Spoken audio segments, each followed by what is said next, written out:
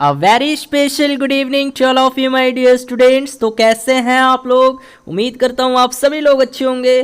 दोस्तों आज की क्लास बहुत ज़्यादा इंटरेस्टिंग होने वाली है, क्योंकि आज की क्लास में हम लोग पैरामेडिकल हिंदी से पूछे गए सभी वीवीआई प्रश्नों को करेंगे आज की इस क्लास में। तो दोस्तों चलिए क्लास को स्टार्ट करते हैं। तो क्लास को स्टार्ट करने से पहले एक छोटी सी रिक्वेस्ट है, यदि आप लोग इस चैनल पे नए हो, पहली बार हो, तो इस चैनल को सब्सक्राइब कर लो और बेल आइकन को हिट कर लो। और दोस्तों जल्दी से वीडियो को शेयर कर दीजिए ताकि और भी स्टूडेंट जुड़ जाएं और आज की इस क्लास को हम लोग स्टार्ट कर सकें। और दोस्तों यदि अभी तक आप हमारी टेलीग्राम ऐप से नहीं जुड़े हुए हैं, टेलीग्राम चैनल से नहीं जुड़े हुए हैं, तो आप लोग टेलीग्राम चैनल से भी जल्द से जल्द जुड़ जाइए। इसके लिए क्या करना होगा, आपको जाना होगा टेलीग्राम ऐप पे और वहां सर्च करना होगा स्टूडेंट स्टडी विद रितेश और हमारी टेलीग्राम ऐप से जुड़ जाना होगा। तो चलिए बच्चों आज की क्लास को अब स्टार्ट करते हैं हम लोग। तो चलिए स्टूडेंट पहला क्वेश्चन आपकी स्क्रीन पे है, सेठ का स्त्रीलिंग है। सेठ का स्त्रीलिंग क्या होता है? सेठाइन होता है, सेठनी होता है, या सेठनी होता है, या सेठानी होता है? जल्दी से हर एक स्टूडेंट आंसर करेंगे जी। बहुत ही प्यारा सा क्वेश्चन है और इसी प्रकार के क्वेश्चन पुल्लिंग स्त्रीलिंग से पूछे जाते हैं आपके पैरामेडिकल के एग्जाम में। तो जल्दी से बता दीजिएगा सेठ का स्त्रीलिंग क्या होता है। तो वेरी गुड स्टूडेंट, यदि आप लोग आंसर दे रहे हैं ऑप्शन नंबर डी यानी सेठानी, देन आप लोग का आंसर सही है। तो सेठ क्या है बच्चों? सेठ क्या है? पुल्लिंग है। तो सेठ का स्त्रीलिंग क्या हो जाएगा? सेठानी होता है। तो आपको ये याद रखना है, ठीक है। तो ऑप्शन नंबर डी जो है आपके इस क्वेश्चन का करेक्ट आंसर हो जाएगा। इसी तरह से अगर पूछ ले जेठ का, तो क्या बोलिएगा? जेठ का क्या होता है बच्चों? जेठानी, है ना। क्या होता है? जेठानी, है ना। इसी तरह से प्रश्न पूछे जाते हैं। फिर पूछा जा सकता है बच्चों मालिक का। मालिक का क्या होता है बताइए? मालिक का क्या होता है? मालिकिन होता है। क्या होता है बच्चों? मालिकिन होता है, ठीक है। मालिकिन होता है, ये भी याद रखिएगा। ठीक इसी प्रकार बच्चों पूछा जा सकता है कवि का। हाँ जी, कवि का बताइएगा, बहुत ही इंपॉर्टेंट हो जाता है। इसको वीवीआई कर लीजिएगा, इसको वीवीआई कर लीजिएगा। और कवि का बताइए, बिल्कुल फास्ट, बिल्कुल फास्ट बताना है। कवि का क्या होता है बच्चों? कवयित्री होता है, कवयित्री ऐसे लिखते हैं, ठीक है। शुद्ध वर्तनी में भी पूछा जाता है, तो बच्चों इसको अच्छे से नोट कर लीजिएगा। कवि का क्या होता है? कवयित्री होता है। और ये शुद्ध वर्तनी में भी जो है पूछा जा सकता है, यानी चार ऐसे शब्द दे देगा, बोलेगा इसमें से कौन सा सही है। तो आप लोग इस चीज को ध्यान दीजिएगा, कवयित्री इस प्रकार लिखते हैं, ठीक है। चलिए बच्चों बढ़ते हैं अगले क्वेश्चन की तरफ। चलिए स्टूडेंट अगला प्रश्न है, क वर्ग का उच्चारण मुंह के किस भाग से होता है? कंठ से होता है, तालु से होता है, मूर्धा सा होता है, या दंत से होता है? बिल्कुल फास्ट आंसर कीजिएगा। हर एक स्टूडेंट जवाब देंगे इस प्यारे से क्वेश्चन का। क वर्ग का उच्चारण मुंह के किस भाग से होता है बच्चों? तो वेरी गुड, यदि आप लोग आंसर दे रहे हैं ऑप्शन नंबर ए। जी हाँ दोस्तों, ऑप्शन नंबर ए जो है इस क्वेश्चन का राइट आंसर हो जाएगा। यानी क वर्ग का उच्चारण कंठ से होता है। किससे होता है बच्चों? कंठ से होता है, ठीक है। तो देखिए बच्चों यहाँ पे क वर्ग हो जाएगा, या फिर आपका वर्ण अ हो जाएगा, ठीक है, आ हो जाएगा। तो इन सभी वर्णों का उच्चारण, या फिर ह भी हो जाएगा, है ना, अ आ ह, इन सभी वर्णों का उच्चारण किससे होता है बच्चों? कंठ से होता है। क वर्ग का अ आ ह, इन सभी वर्णों का उच्चारण कहाँ से होता है? मुंह के किस भाग से होता है? तो कंठ से होता है, ध्यान दीजिएगा। चलिए बढ़ते हैं अगले क्वेश्चन की तरफ। चलिए स्टूडेंट अगला प्रश्न है, परामर्श। परामर्श में प्रयुक्त उपसर्ग है। आपको बताना है परामर्श में कौन सा उपसर्ग है बच्चों। यहाँ परा है, परी है, प्र है, या पर है? जल्दी से फास्ट आंसर कीजिए। हर एक स्टूडेंट जवाब देंगे इस प्यारे से क्वेश्चन का। देखिए आपके एग्जाम में इसी प्रकार के प्रश्न बनते हैं स्टूडेंट, है ना। तो जल्दी से बता दीजिए, परामर्श में प्रयुक्त उपसर्ग है। तो बच्चों सबसे पहले मुझे बताओ उपसर्ग होता क्या है। तो बच्चों उपसर्ग क्या है? देखिए अगर कोई मूल शब्द, ध्यान दीजिएगा, अगर कोई मूल शब्द है, मान लीजिए कोई मूल शब्द है ना। अब इस मूल शब्द के पहले कोई पद आ जाता है, ठीक है। मूल शब्द के पहले कोई पूर्व पद आ जाता है, तो यह एक विशिष्ट अर्थ वाले शब्द बन जाते हैं। और इसी पूर्व पद को हम लोग क्या कहते हैं, इसी पद को हम लोग उपसर्ग कहते हैं। जैसे मान लीजिए यहाँ परामर्श दिया हुआ है, परामर्श, ठीक है, परामर्श दिया हुआ है, तो यहाँ जो मर्श है बच्चों, मर्श ये क्या है, मर्श क्या है बच्चों, तो ये मूल शब्द है, और परा क्या है, ये पूर्व पद है। तो आप ही बताइए आंसर क्या होगा। हाँ जी, ऑप्शन आंसर क्या होगा, परामर्श में प्रयुक्त उपसर्ग कौन सा हो जाएगा। वेरी गुड स्टूडेंट, यदि आप लोग आंसर दे रहे हैं परा, देन आप लोग का आंसर सही है ना। हाँ जी, बहुत अच्छा बहुत अच्छा, वीडियो को शेयर करते रहिए। अब देखिए जैसे बात करेंगे ऑप्शन बी जो है, यहाँ पे मान लीजिए मैं परिजन लिख देता हूं, ठीक है, मान लीजिए मैं परिजन लिख दिया, तो यहाँ मूल शब्द क्या हो जाएगा बच्चों, जन हो जाएगा, जन, और परि क्या हो जाएगा, ये उपसर्ग हो जाएगा। ठीक इसी प्रकार यहाँ क्या है, प्र है, ठीक है, तो मान लीजिए मैं एक शब्द लिखता हूँ प्रबल, ठीक है, मान लीजिए मैं एक शब्द लिखा प्रबल। अब इसमें बल जो है बच्चों, बल ये क्या है, बल आपका क्या है, मूल शब्द है, और इसके पहले जो पद आया है पूर्व पद वो क्या है, प्र है, तो ये प्र ही क्या होगा, उपसर्ग हो जाएगा। आ रही है बच्चों बात समझ में।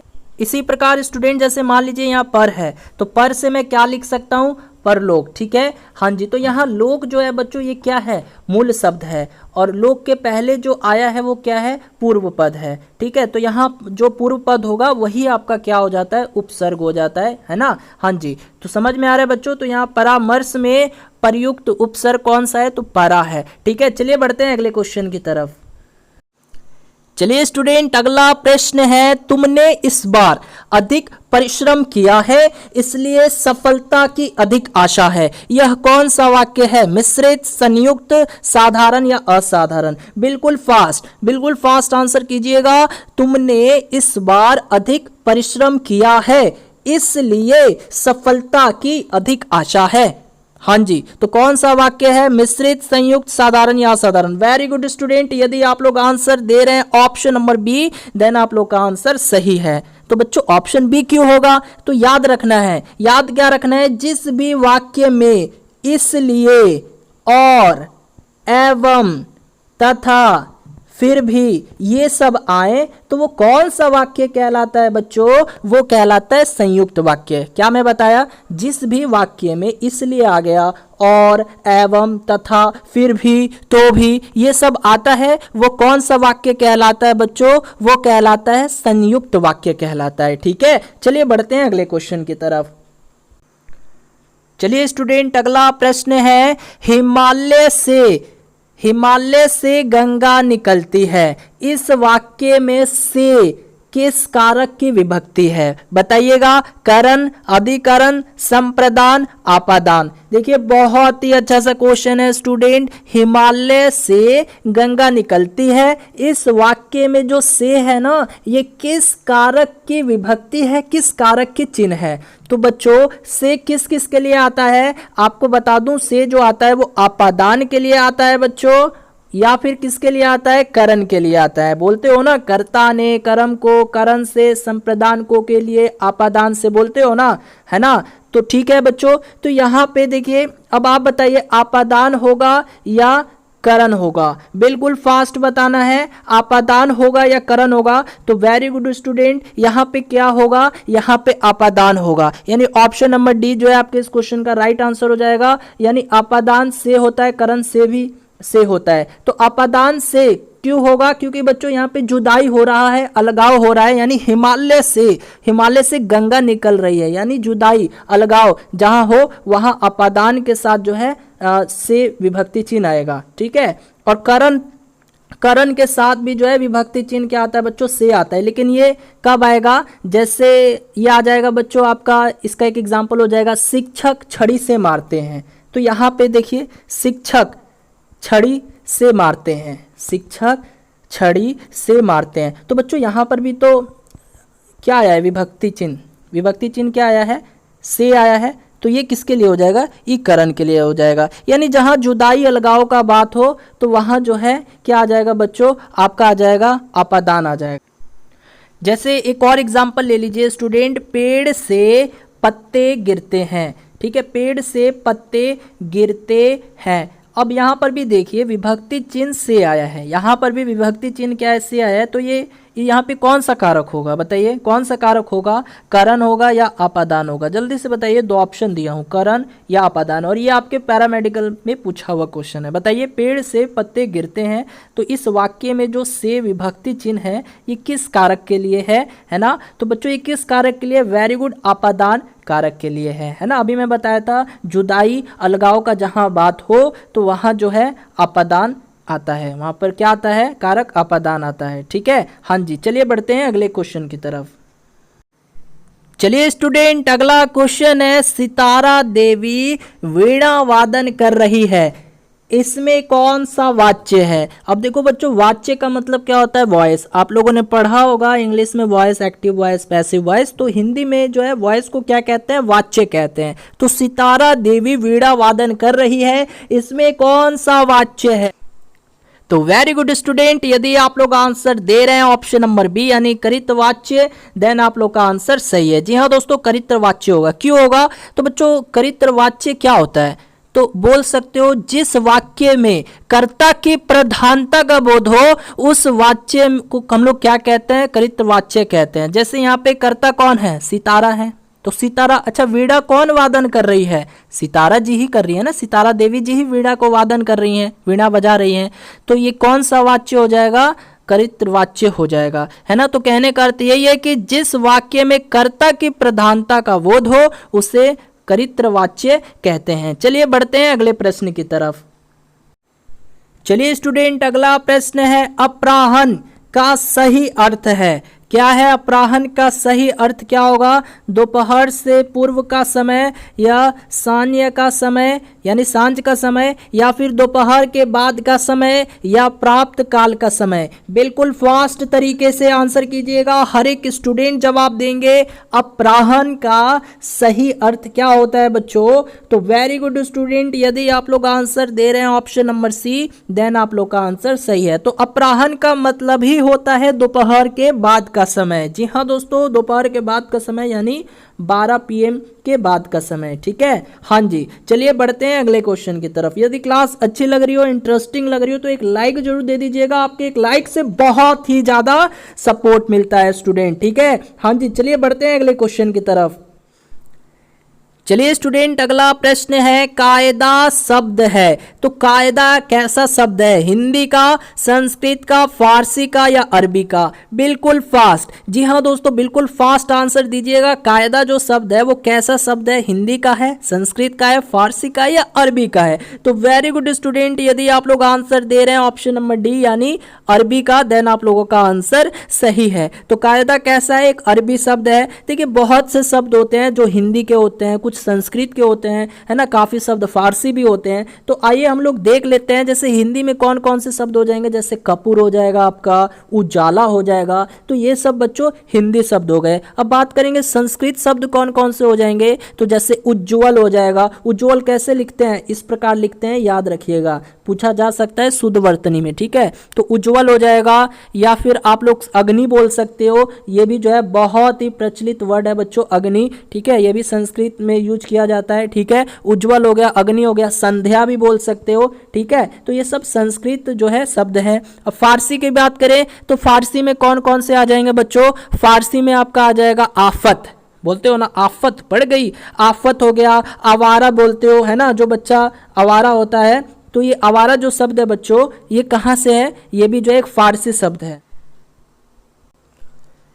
चलिए स्टूडेंट, अगला प्रश्न है, अपनापन शब्द बनी है, किससे बनी है, जातिवाचक संज्ञा से, विशेषण से, क्रिया से या सर्वनाम से। बिल्कुल फास्ट आंसर करना है बच्चों। ये जो देख रहे हो अपनापन, ये एक शब्द है, और ये शब्द किस चीज से बना है, क्या जातिवाचक संज्ञा से बना है, या विशेषण से बना है, या क्रिया से बना है, या सर्वनाम से बना है। बिल्कुल फास्ट। तो जी हाँ दोस्तों, यदि आप लोग आंसर दे रहे हैं ऑप्शन नंबर डी यानी सर्वनाम, देन आप लोग का आंसर सही है। तो अपनापन किस शब्द से बना है बच्चों, ये सर्वनाम से बना है। और मुख्यतः सर्वनाम के कितने भेद होते हैं, बिल्कुल फास्ट बताइएगा, सर्वनाम के कितने भेद होते हैं बच्चों, 6 भेद होते हैं। तो इन 6 भेदों में से एक भेद आ जाता है आपका निजवाचक सर्वनाम, ठीक है। ये उन्हीं 6 भेदों में से एक जो भेद है वो क्या है, निजवाचक, हाँ जी, निजवाचक सर्वनाम है और इसी निजवाचक सर्वनाम के अंतर्गत आता है अपनापन, अपने, है ना, स्वयं, ये सब आता है। तो समझ गए ना बच्चों। तो अपनापन जो शब्द है ये किससे बना है? सर्वनाम से बना है, यानी ऑप्शन नंबर डी जो है आपके इस क्वेश्चन का परफेक्ट आंसर हो जाएगा। चलिए बढ़ते हैं अगले क्वेश्चन की तरफ। चलिए स्टूडेंट, अगला प्रश्न आ जाता है देवासुर। तो जी हाँ दोस्तों, देवासुर में समास है। कौन सा समास है? कर्मधारय, द्वंद्व, द्विगु, बहुव्रीहि। बिल्कुल फास्ट आंसर कीजिएगा। देखिए स्टूडेंट, समय बहुत कम है, आप लोग एकदम प्रॉपर तरीके से पढ़िए, एकदम रूटीन के हिसाब से पढ़िए, है ना, और डेली प्रैक्टिस सेट जरूर लगाइए। प्रैक्टिस सेट लगाइएगा, एकदम बहुत अच्छा जो है आप लोग एग्जाम में कर पाइएगा, है ना। और नया चीज बच्चों नहीं पढ़ना है, सब रिविजन करना है। जितना भी मैंने करवा दिया है यूट्यूब पे, जितने भी सब्जेक्ट्स मैंने करवाए हैं सभी को रिविजन कीजिए, है ना। तो जल्दी से बता दीजिए बच्चों, देवासुर में कौन सा समास आ जाता है? वेरी गुड स्टूडेंट, कौन सा समास आ जाता है? द्वंद्व समास। जी हाँ दोस्तों, ऑप्शन नंबर बी जो है आपके इस क्वेश्चन का करेक्ट आंसर हो जाएगा। अब बात करेंगे बच्चों द्वंद्व समास में होता क्या है। तो बच्चों याद रखिएगा, द्वंद्व समास में जो है दोनों पद क्या होते हैं? प्रधान होते हैं, ठीक है। अगर इसका विग्रह कीजिएगा तो ये क्या हो जाएगा? देव और असुर होगा ना, देव और असुर, ठीक है। तो बच्चों आपको याद रखना है देवासुर में कौन सा समास है? द्वंद्व समास है। चलिए बढ़ते हैं अगले प्रश्न की तरफ।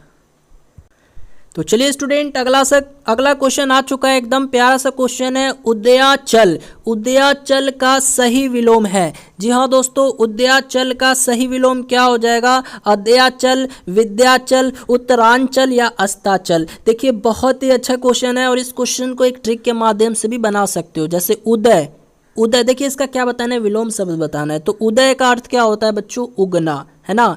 और अस्त का मतलब क्या होता है? डूबना। हो गया आंसर। तो उदयाचल का सही विलोम क्या है बच्चों? तो याद रखना है विलोम शब्द है, तो क्या आंसर हो जाएगा? ऑप्शन डी यानी अस्ताचल हो जाएगा, ठीक है। अस्ताचल आपके इस क्वेश्चन का करेक्ट आंसर हो जाएगा, ठीक है। हाँ जी, चलिए बढ़ते हैं अगले क्वेश्चन की तरफ। चलिए स्टूडेंट, अगला प्रश्न है, वह निम्नलिखित में से कौन सा सर्वनाम है? यानी वह जो है ये कौन सा सर्वनाम है? जातिवाचक, निश्चयवाचक, प्रश्नवाचक या पुरुषवाचक। देखिए बहुत ही सिंपल प्रश्न जो है आपके हिंदी में पूछे जाते हैं बच्चों। तो आप लोग को टेंशन नहीं लेना है। हिंदी जो है ना एकदम परफेक्ट तरीके से पढ़कर जाइए, एकदम पूरा बुक को कंप्लीट कर लीजिए, ठीक है। क्योंकि हिंदी जहाँ तक मुझे लगता है स्कोरिंग सब्जेक्ट है, इसमें जो है स्टूडेंट आराम से 15 में से जो है 12 आराम से कर सकते हैं, नो डाउट। अगर आप लोग थोड़ा सा भी पढ़ के जाते हो तो आप लोग 12 क्वेश्चन जो है करेक्ट करके आ सकते हैं, कोई बड़ी बात नहीं है। तो जल्दी से बता दीजिए, वह जो है इसमें से कौन सा सर्वनाम है? वह निम्नलिखित में से कौन सा सर्वनाम है?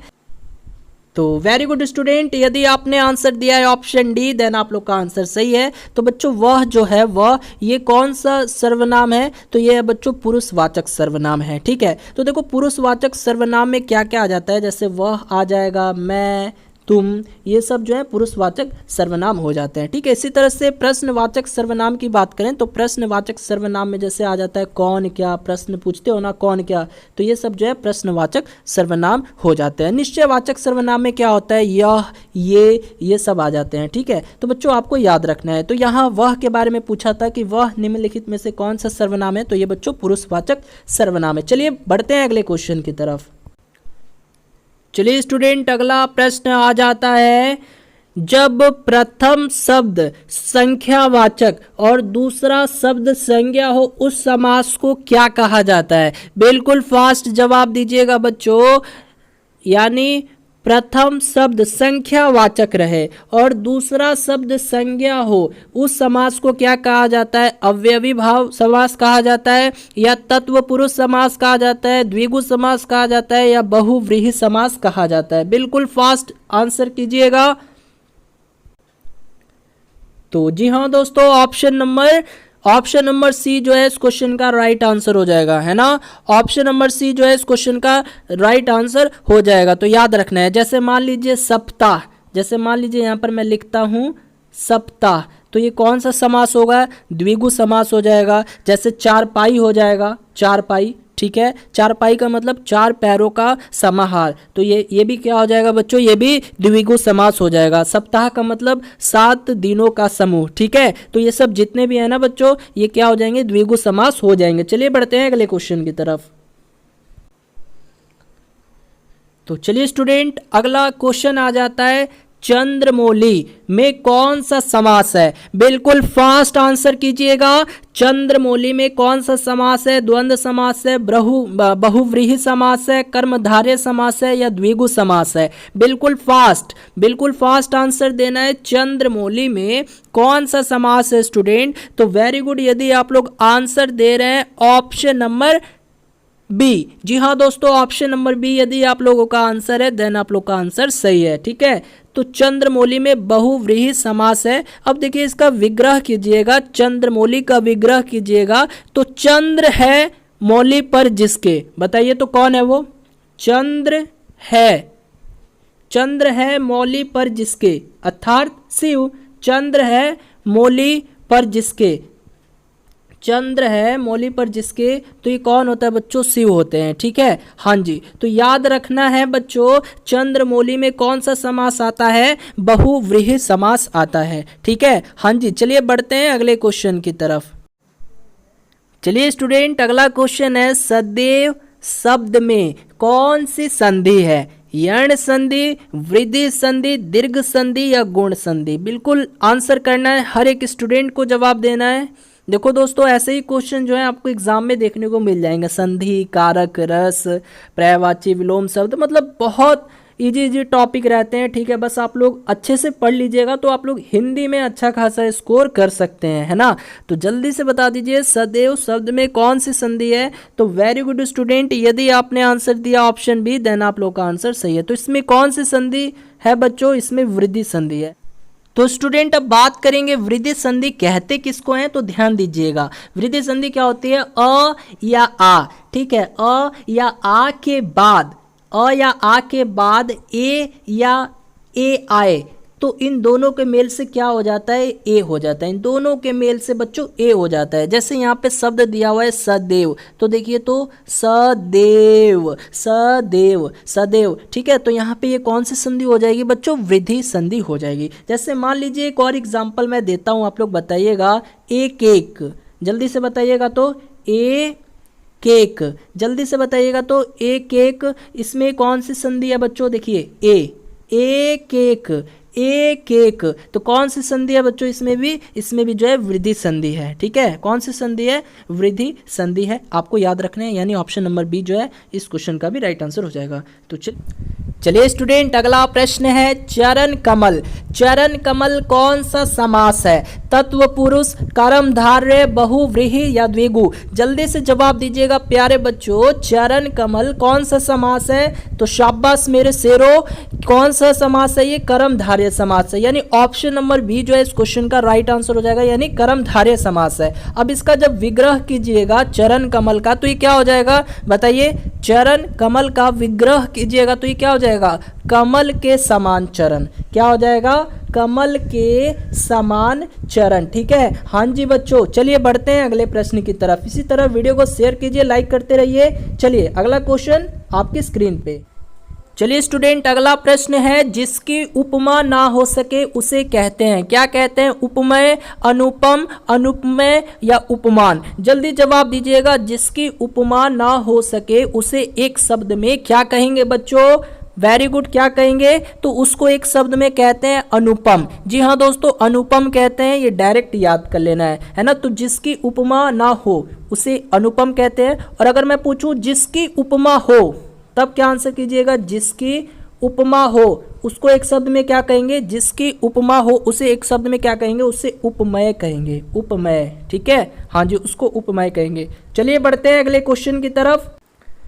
चलिए स्टूडेंट, अगला प्रश्न है, अंश का विशेषण क्या होगा? क्या होगा? आंशिक होगा, अंशतः होगा, अंशम होगा या नॉन होगा? जल्दी से जवाब दीजिएगा प्यारे बच्चों। अंश, जी हाँ दोस्तों, अंश का विशेषण क्या होगा? जिसको एडजेक्टिव बोलते हैं इंग्लिश में। हाँ जी, अंश का विशेषण क्या होगा? वेरी गुड स्टूडेंट, यदि आप लोग आंसर कर रहे हैं ऑप्शन नंबर ए। जी हाँ दोस्तों, ऑप्शन नंबर ए जो है इस क्वेश्चन का राइट आंसर हो जाएगा, यानी अंश का विशेषण क्या होता है? आंशिक होता है, ये याद रखना है। अब विशेषण क्या होता है बच्चों? विशेषण क्या होता है? तो संज्ञा या सर्वनाम की विशेषता बतलाने वाले शब्द को ही हम लोग क्या कहते हैं? विशेषण कहते हैं। जैसे मान लीजिए मोटा लड़का हंस पड़ा, मोटा लड़का हंस पड़ा। तो यहाँ पे देखिए, यहाँ पे लड़का जो है ये क्या है, संज्ञा है, मोटा क्या है, विशेषण है ना। हाँ जी, चलिए बढ़ते हैं अगले प्रश्न की तरफ। चलिए स्टूडेंट, अगला प्रश्न है नवग्रह। नवग्रह कौन सा समास है, तत्व पुरुष या नव या बहुव्रीहि या द्विगु? जल्दी से जवाब दे दीजिए प्यारे बच्चों, नवग्रह ये कौन सा समास है? नवग्रह कौन सा समास है बच्चों? वेरी गुड, यदि आप लोग आंसर देते हैं ऑप्शन नंबर डी, देन आप लोगों का आंसर सही है। तो ये द्विगु समास होता है। ठीक है बच्चों, अभी मैंने बताया था जब प्रथम शब्द संख्यावाचक हो। देखिए प्रथम जो शब्द है, प्रथम शब्द क्या है, संख्यावाचक है, और दूसरा शब्द जो है वो क्या है, संज्ञा हो, उसे ही हम लोग क्या कहते हैं, उस समास को क्या कहते हैं, द्विगु समास कहते हैं। बताया था जब प्रथम शब्द संख्यावाचक और दूसरा शब्द संज्ञा हो तो उस समास को क्या कहते हैं, द्विगु समास कहते हैं। बच्चों याद कर लीजिएगा। चलिए बढ़ते हैं अगले प्रश्न की तरफ। चलिए स्टूडेंट, अगला प्रश्न आ जाता है आप भला दुनिया भली। इसमें आप सर्वनाम का उदाहरण है। कौन सा सर्वनाम है इसमें? आप पुरुषवाचक, निश्चयवाचक, निजवाचक या संबंधवाचक? बिल्कुल फास्ट आंसर दीजिएगा। आप भला दुनिया भली, इसमें आप सर्वनाम का उदाहरण है। ये कौन सा सर्वनाम है जी आप? तो बच्चों मैंने अभी थोड़ी देर पहले बताया था ये कौन सा सर्वनाम है, ये निजवाचक सर्वनाम होता है। ठीक है, तो निजवाचक सर्वनाम में क्या क्या आता है बच्चों? जैसे आपका आ जाएगा वह, मैं, तुम, आप, ठीक है, ये सब आ जाता है। ठीक है ना, तो ये आपको याद रखना है, आप भला दुनिया भली। ठीक है, हाँ जी, चलिए बढ़ते हैं अगले प्रश्न की तरफ। चलिए बच्चों, अगला प्रश्न है कान भरना। कान भरना मुहावरा आ गया है, तो जल्दी से बता दीजिए कान भरना, इस मुहावरे का अर्थ क्या होगा? कान में तेल भरना, या शिकायत करना, या उपदेश देना, या मंत्र देना? जल्दी से बिल्कुल फास्ट आंसर देना है। कान भरना, इस मुहावरे का शाब्दिक अर्थ क्या होता है बच्चों? तो इसका अर्थ होता है शिकायत करना, यानी ऑप्शन नंबर बी जो है इस क्वेश्चन का राइट आंसर हो जाएगा। या देखिए ऐसे भी बोल सकते हैं, कान भरना का मतलब होता है किसी के विरुद्ध कोई बात कहना या चुगली करना, है ना। जैसे वाक्य प्रयोग करिएगा तो जैसे मान लीजिए कोई भी लड़का है राम, राम कान भरने में सबसे आगे है, इसीलिए मैं उससे मन की बात नहीं कहता। ठीक है, हाँ जी, तो कान भरना का मतलब क्या होता है? शिकायत करना, किसी के विरुद्ध कोई बात कहना, चुगली करना, है ना। चलिए बढ़ते हैं अगले प्रश्न की तरफ। चलिए स्टूडेंट, अगला प्रश्न आ जाता है मेघ के समान गर्जन करने वाले को क्या कहते हैं एक शब्द में? मेघ कहते हैं, मेघनाथ कहते हैं, या मेघनाद कहते हैं, या बादल कहते हैं? जल्दी से बता दीजिए प्यारे बच्चों इस क्वेश्चन का आंसर। मेघ के समान गरजने वाले व्यक्ति को क्या कहते हैं? तो जी हाँ दोस्तों, क्या कहते हैं? ऑप्शन सी यदि आपका आंसर है देन आपका आंसर सही है। क्या कहते हैं? मेघनाद कहते हैं। ठीक है, मेघनाद कहते हैं, इसको याद कर लीजिएगा। ठीक है, हाँ जी, चलिए बढ़ते हैं अगले प्रश्न की तरफ।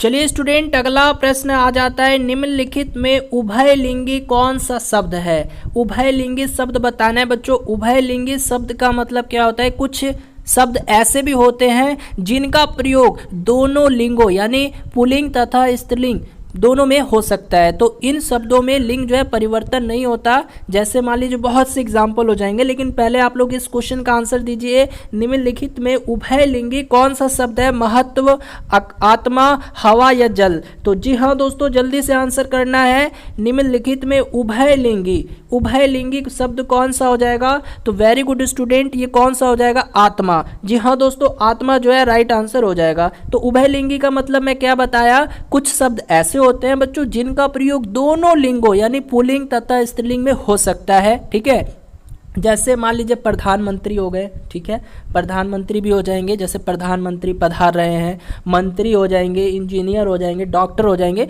तो ये सब जितने उभयलिंगी हैं। ठीक है, चलिए बढ़ते हैं अगले क्वेश्चन की तरफ। ठीक है, चलिए स्टूडेंट, अगला प्रश्न आ जाता है दाल भात में मुसलचंद। जी हाँ दोस्तों, बहुत ही अच्छा कहावत है, दाल भात में मुसलचंद। दाल भात में मुसलचंद, इस कहावत का सही अर्थ क्या है? तो आज बता दीजिए। दाल पर चटनी, या बिना मतलब दखल देना, या अतिथि आना, या स्वादिष्ट भोजन? बच्चे बता सकते हैं बच्चों, ये तो होगा नहीं। दाल पर चटनी, अतिथि का आना हो नहीं सकता, है ना, स्वादिष्ट भोजन हो नहीं सकता। तो बचा कौन ऑप्शन, ऑप्शन बी। तो जी हाँ दोस्तों, ऑप्शन बी जो है आपके इस क्वेश्चन का राइट आंसर हो जाएगा। यानी दाल भात में मुसलचंद, ये कहावत का मतलब होता है बिना मतलब दखल देना, यानी दो के बीच में तीसरे का आना बिना काम के, है ना, बिना काम के बिना मतलब के दखल देना। होते नहीं है बहुत लोग, है ना, काम धंधा नहीं होता है, बेवजह जो है किसी के काम में दखल वखल देते रहते हैं, ठीक है। तो दाल भात में मुसलचंद का मतलब होता है बिना मतलब दखल देना, ठीक है। तो चलिए दोस्तों, आज की इस क्लास में इतना ही। यदि क्लास अच्छी लगी हो, इंटरेस्टिंग लगी हो, तो इस क्लास को एक लाइक जरूर दे दीजिएगा, और चैनल पे नए हो तो इस चैनल को भी सब्सक्राइब कर लीजिएगा। मिलते हैं अगली वीडियो में, तब तक के लिए bye bye, good night, take care.